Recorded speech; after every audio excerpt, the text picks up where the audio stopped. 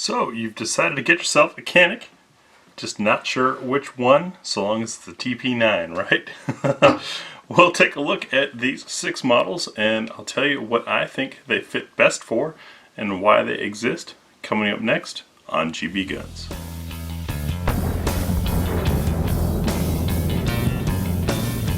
And we have complete reviews on all of these, both tabletop and shooting impressions and AmmoLand articles, so if you want to find out more about a specific model, check for those. This is just going to be kind of an overview.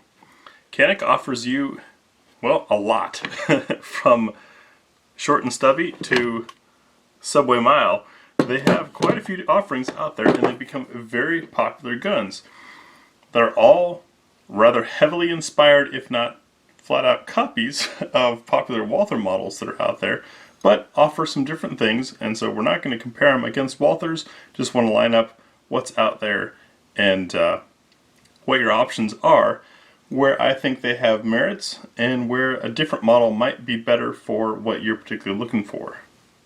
We're going to go from smallest to largest and break them down that way, starting off with the Elite SC. SC being a subcompact, got a 12+1 capacity with a standard mag, can also fit some of the larger mags. Now note that not all magazines are interchangeable across the generations of them, so you want to check first on one of the forums, whatnot, to see a list of what fits where. But this guy is nice and small. Once again, for specs, check an article or the video, or better yet, the website. Never trust numbers from a random video. And secondly, don't waste your time looking at a video hoping for numbers when you can just go to the manufacturer's website and get the real stuff there. Anyways, so what this offers is basically the Walther PPQ SC with a few differences. One thing that they did not do, that Walther did, is in the Walther, behind the breech face is an insert of polymer. In the PPQ SC, you can see they clearly just machined out a lot of steel. That helped keep well, things a little simpler probably for the Canik guys, but it also helps reduce reciprocating mass and give you a little bit of forward bias, much like the Walther does. In a subcompact gun, with the pinky rest, with my large hands, I can get 3 fingers on there. It's more like 2.5, but makes for a very small gun. You still have that crisp trigger with the short reset. And one thing that I think gives an edge to the Elite SC is it does have an optics plate. I don't recall what all fits on here. Once again, that's something you're going to want to look up. But that is your 12-rounder subcompact with the Elite SC.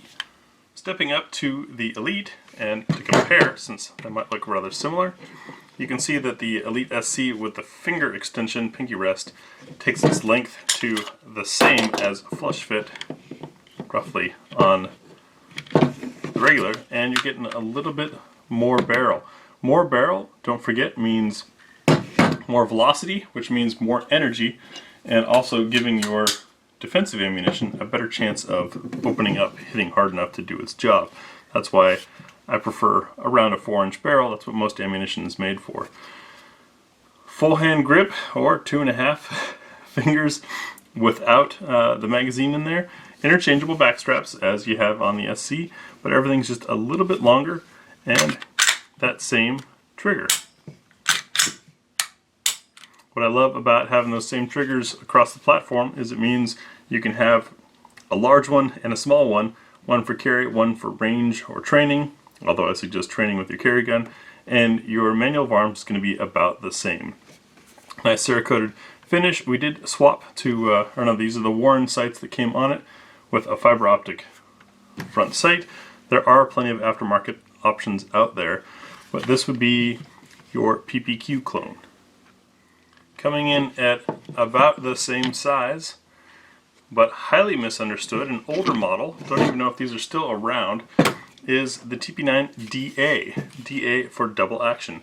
Now, much like the Walther P99 AS that inspired this gun, highly misunderstood gun, and that might have damaged its performance on the market.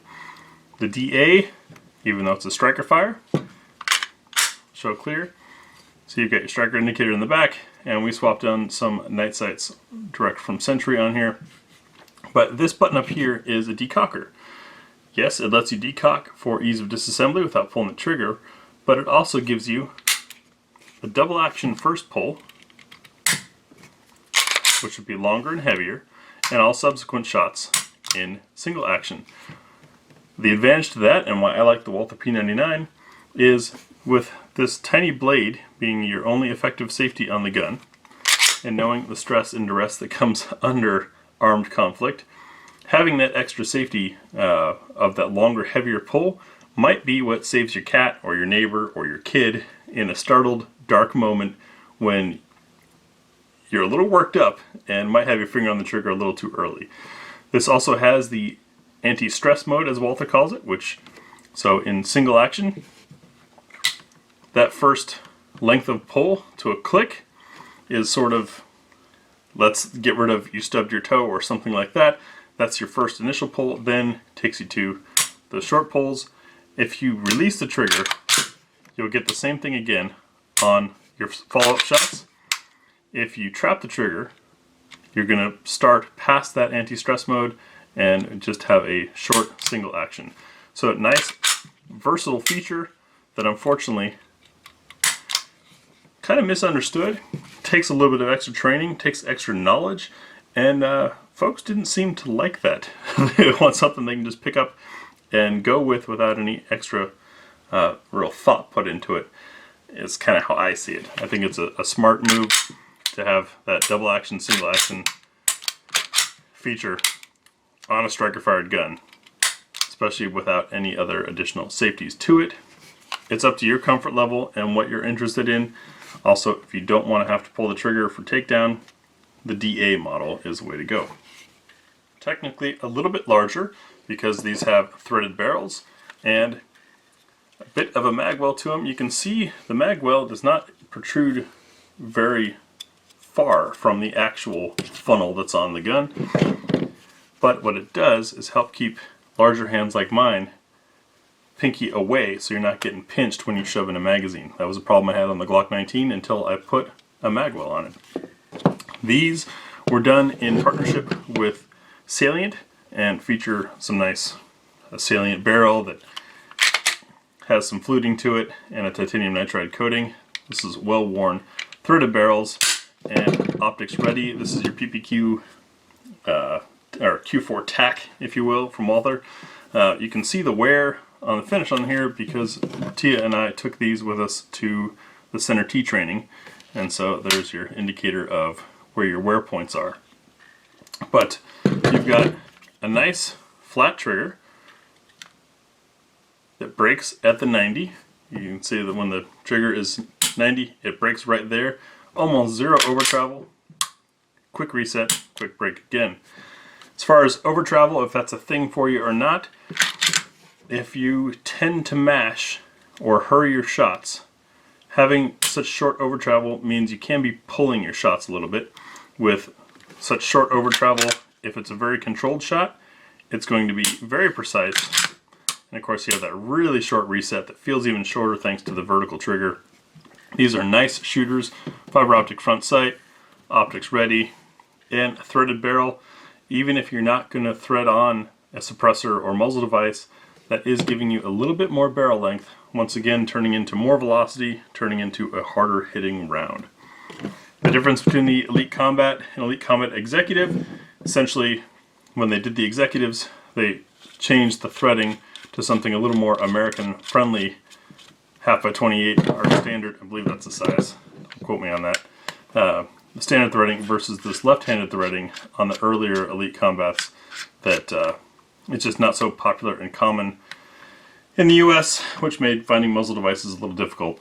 They do have nice wrench flats on the throw protector as well as this excellent knurling here to make it easy to grab those and pull those off. Now the big dog, the TP9 SFx, essentially the Walther Q5. Long 5-inch barrel, lightning cuts in the slide, and optics ready. Once again, you have the interchangeable back straps that remain on all of them. It also comes with a few different mag release buttons. This is the medium. If you want to make that easier to push, for example, in competition. Does this have application outside of competition? Well, as a house gun, why not? Extra length, extra energy, extra sight radius makes, of course, precise aiming easier. It is interesting that on all of these they have 3 pick slots regardless of the length of the barrel. Even the, well, the SC cuts down to just 2, but the rest of them all have the same mounting feature and same grip feel and size, once again aside from the SC, which means that having multiples of these is not a big deal because it's going to handle, it's going to feel very similar.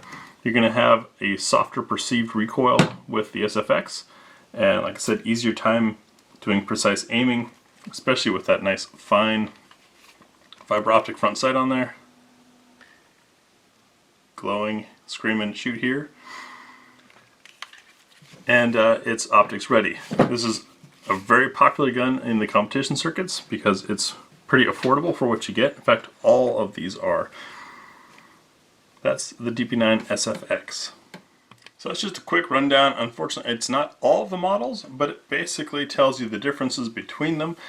That's all I wanted to do here. For more information on any one of these, see our complete reviews or articles on those guns. Hope this helps. Enjoy your Caniks. The TP9 is a fun series of gun, readily available, affordable, reliable, and pretty damn accurate.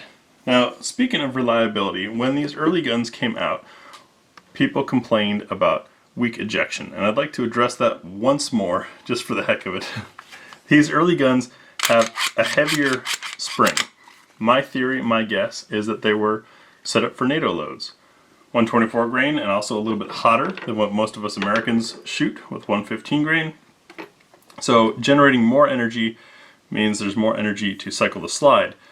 You run 124s or something hotter through your older TP9, you won't have issues. If you have a firm wrist, you won't have issues.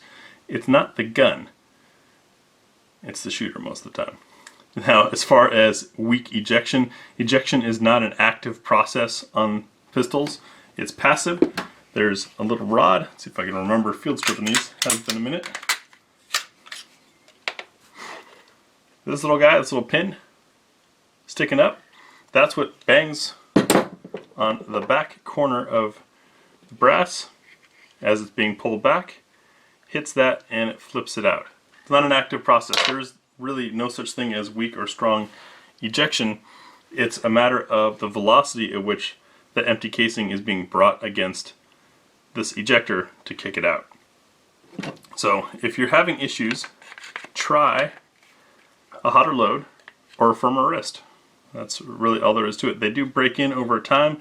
You can also, I believe, Century for a while had lighter springs to put in these for folks that were still having issues with that.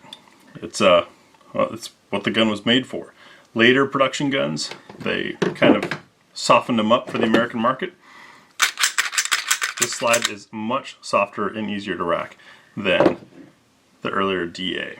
Let me know if you have any questions. I'm sure we'll get some of the Canik fans on here to correct and duplicate and add to the information provided in here, or you can just go check out the full reviews. Thanks for watching.